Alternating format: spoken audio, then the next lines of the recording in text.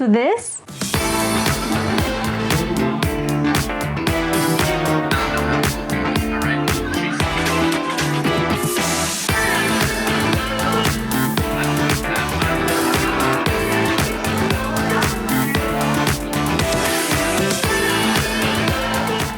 was not easy, but it wasn't necessarily difficult either. Let me explain. This project was part of a class that was the literal last thing standing between me and graduation, also known as Sweet Freedom. And for this specific project, I was the project director, meaning that I built and led the team, I came up with the idea, I created assignments for everyone, I made sure that everything was in line, and basically made sure that we, as a group, didn't fuck up. To be able to put on this event, there were steps that we had to follow as you would putting on any other event, but here's the list with categories that I've created that help me organize everything for pre-production and day of show. First, we have branding, then finance, marketing, production, and finally execution. Execution? Day of. Let's dig into each section. So first off with branding. Who are we? What are we doing? What is this? What do we want people to perceive us as? This was actually not that difficult for us. We decided to name ourselves Night of Laughs because for UCF nights, night like nighttime, Night of Laughs, it just kind of worked. It sounded really good in my opinion. And I think it was really cute how we went on with like the knight and the jester and the whole medieval theme to carry us through the event. With this, we were able to establish a social media presence. I think we did a pretty good job on the social media part. We'll get into that a little more with marketing, but making sure that we had a good social media presence was not only a big grade in the class, but it was very important to make sure that people that we weren't just friends or family with came to the show. And finally, with our branding, we were able to determine our audience. So who we really want to come to these shows. Like, do we want a family of 4 with 5-year-old kids to come, or do we want more college-age young adults to come? Because I don't think the 4-year-olds would be able to appreciate some of the jokes that were said. Going on to finance, we had to raise funds from scratch. We had no money. It was basically as if we just came up with the idea and said, we are going to do this in 4 months, which is exactly what we did. And we had to figure out how to raise money in terms of sponsorships and in terms of in-kind donations and just straight up donations from people we know. Within the umbrella of finance, we have sponsorships, fundraising, agreements/payments, and ticketing. Within sponsorships, we had to create a sponsorship proposal, which is something that I have never done before and never thought I would have to do because I didn't really know what it was before I went into this. And it was insane. Making this, walking into these meetings and saying, hi, this is what we're going to do. These are the promises we're going to make, and you can give us money for that. And it gave me so much confidence knowing that I was able to walk out of these meetings with these executives that are in charge of money for these companies with sponsorship money for our project. It was crazy. Now for fundraising, as part of the class, we had to make a GoFundMe, and with this GoFundMe, kind of beg our friends and family and everyone that we know on social media to give us money so we're able to start. Because in case we didn't get any sponsorships, we at least had something that we could pay venues and comedians and for things, you know? And it was a great way to kickstart our event. For agreements and payments, this was kind of more of budgeting of the money that we already have or that we were going to have in order to pay for food, the venue, and the comedians. Finally, for tickets, we had to find our own ticketing platform, figure out prices for this event, like what was reasonable that people within our audience would want to pay, but also would be sustainable enough for us to pay for things. And we had to come up with discount codes if we were going to have discounts and figure out comp tickets.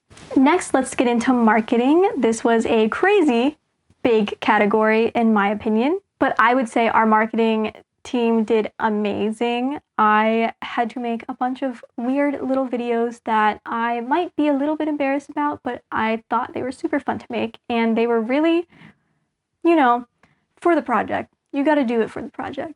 You got to embarrass yourself on Instagram at least a little bit, or else it won't be successful. We had to make different kinds of posters for our event, for different banners, for different websites, for different social media platforms, and kind of not just put them on the internet, but also physically put them out in the real world. So for people who do things out in the real world, they could see it and want to go. And I will say marketing is a lot of begging and pleading people you know and people you don't know, and a lot of kissing people's asses to please come to our event. It'll be funny, I promise. Getting into my personal favorite part of any show, production. Within the production category, I broke it down to venues, comedians, show flow, and tech. So we had to find our venue and figure out what are we doing, what do we want, what's the vibe that we're going for. I did see a few venues that were more purely theatrical, and I wanted to make sure that this environment was more calm, chill, you can get up, go grab a drink, more of a hangout than it was just sit down and watch these comedians. I don't know why, that's just the vibe that I thought of when I thought of this show, and I wanted to stick to that, and the people in my group also agreed with that, so we were able to find a really good, cheap venue in downtown Orlando that had parking nearby, which was great, and it made sense for the show that we wanted, and it fit within our budget. Now for comedians, we actually had to find people that were funny, or that had at least the comedy that we were looking for. And I genuinely did not know anything about the Orlando comedy scene. I was only there for a year and a half at that point, and I did not venture into the Orlando comedy scene for whatever reason. And then I decided I'm doing a comedy show, and I still didn't know anything. So my production team was able to scout a lot of cool people, and we reached out to them, told them what we were doing, told them that they would get paid, and that really did help, I would say, in my opinion, people want to be part of our shows, because it's also just another night for them. It was a Monday night that we decided. We decided April 1st of 2024, and it sounded like a joke, and every time I told anyone that we had a show on April 1st, they were like, oh, is it April Fool's? Is it an April Fool's prank? I'm like, no, please come. We're not going to take your money and run. We need this event to happen. So it was great to be able to just give these comedians another platform with maybe a new audience that wouldn't go out to see shows. With this specifically, we were able to have someone debut in the comedy world, which was so cool.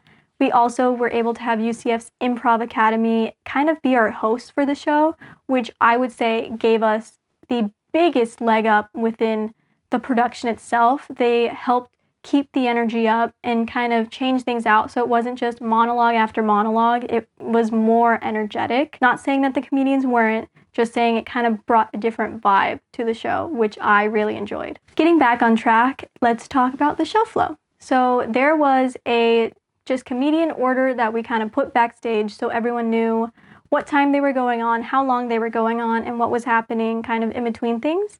And then also the show flow for the entire event, which I actually really enjoyed making show flows.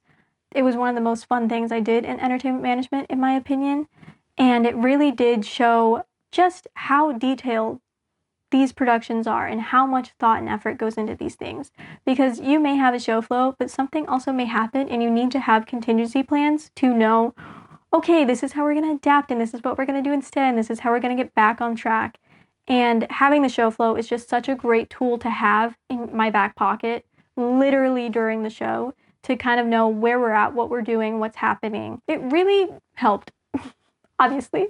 Now getting into my favorite part of production, tech. So with tech, we had to figure out background/house music, microphones, lights, monitors, just the overall vibe for the event, the video screens that were going on, if we were changing lights for each comedian. It's not that complicated, especially for a comedy show. It was honestly one of the easiest things I have ever done in my entire technical career, but it was still something that had to be thought out. And it's something that's sometimes overlooked, and if you're not on top of it, it can kind of ruin the flow of a show.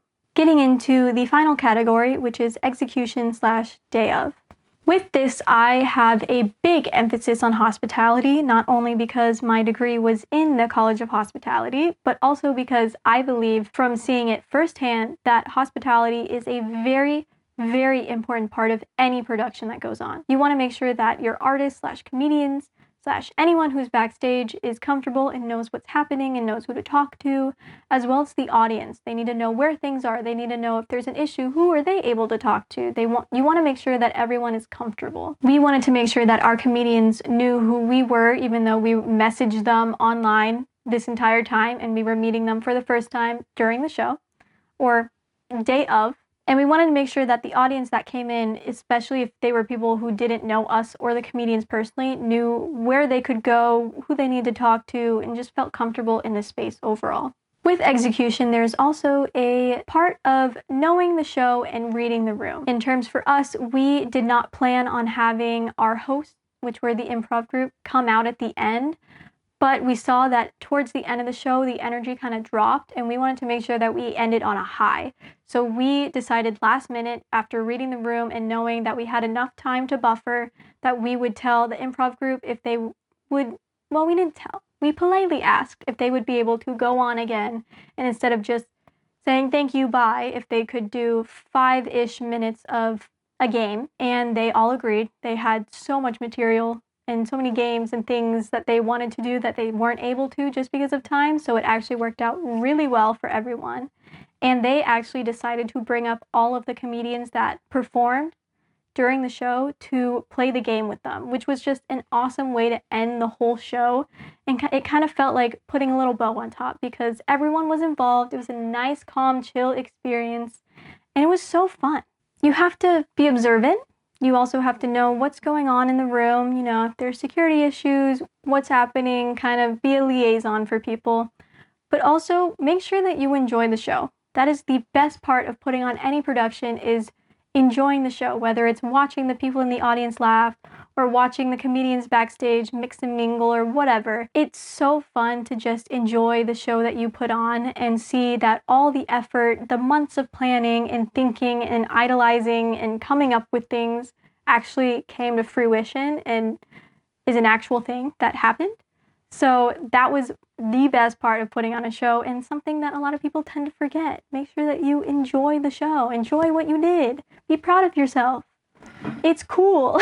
I really did have so much fun putting on this show. Was it a stressful 4 months? Yes, it really was. There was nothing more rewarding than putting on a live show. It's so special. It was incredible to know that I was able to do that. I can put on a show from scratch. Like, I could do that right now if I wanted to. See, I have the steps. I just laid them out for you. It's really not that hard. But it's so cool to be able to see your idea come to life right before your eyes and hear the room fill with laughter and just see everyone enjoying themselves. And that's the end of my spiel because I enjoyed it.